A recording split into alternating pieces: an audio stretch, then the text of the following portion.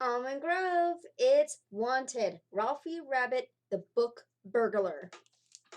This book is written by Emily Mackenzie. I do really like this one. It's got a good story. Oh, let's see if I can move this over just a little bit. There we go. Some rabbits dreamed of lettuce and carrots. Others dreamed of flowery meadows and juicy dandelions. But Ralphie was a little bit different. Ralphie dreamed about books. In fact, he didn't just dream about them, he wanted to read them all the time. Kind of like Mrs. Chandler. He made lists of all the books he had read and gave them carrot ratings. He made lists of all the books he wanted to read and placed them in category order. He even made lists of books to recommend to his family and his friends. Ralphie loved to learn new words. He loved the smell of books and the sound of pages flipping. He loved getting lost in stories, pretending he was the captain of a pirate ship or an intrepid jungle explorer. Yes, Ralphie loved books, so much that he started sneaking into people's bedrooms and reading their books while they were sleeping. Uh-oh, that's not okay, Ralphie. And then one thing led to another. Ralphie didn't just read the books, he took them home. He crept off with comics and cookbooks, dashed away with dictionaries, nabbed novels, and pinched poetry. Ralphie had more books to read than ever before, and he was very pleased with himself. Naughty Ralphie. Arthur loved reading too. He had shelves buckling with fairy tales and bookcases bursting with picture books. So when gaps started to appear, along with half-eaten carrots and soggy lettuce leaves, and his favorite book, the biggest book of monsters ever, went missing, Arthur noticed. Someone was taking Arthur's books. No way. It was time to find out who. Arthur assembled his special surveillance kit. Then, with Teddy to keep him company, he sat in the dark and waited and waited.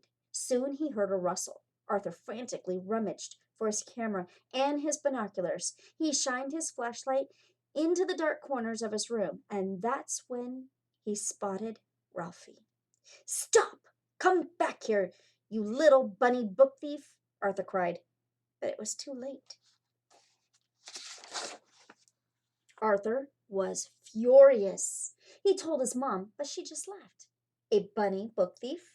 Arthur, I think your imagination is running wild." He told his teacher, but she just said, "Arthur, I want you to go away and have a long, hard think about what you're saying." What could Arthur do? That rascally rabbit had taken his favorite book of all time, and no one believed him. There was only one thing to do. Arthur called his local police station. "A bunny book thief, you say? Well, imagine that. Was there anything unusual about this rabbit? Can you give me a description?" said Officer Puddle, snickering. "Well, he was brown," said Arthur, "with a fluffy white tail. Oh, and he was wearing a t-shirt that said, 'I love books.'" Oh my God, Mrs. Chandler's teacher t-shirt says that too. But mine says, "I love big books." With that, Officer Puddle laughed out loud. "I'll let you know if we discover anything," he snorted. That night, Arthur felt fed up. He went to bed without a story, and he hardly slept at all. Meanwhile, Ralphie had found another house with plenty of books to steal. But this time, Ralphie was in big trouble. He had burrowed up into Officer Puddle's house. "Well, well, well, what have we here?" said Officer Puddle. Could it be a little bunny book thief? Arthur was right all along. Officer Puddle called Arthur right away and told him he had caught the culprit red-handed. Please come to the police station first thing tomorrow to identify your bunny book thief, he said. Easy, thought Arthur. There can't be many rabbits who wear I Love Books t-shirts.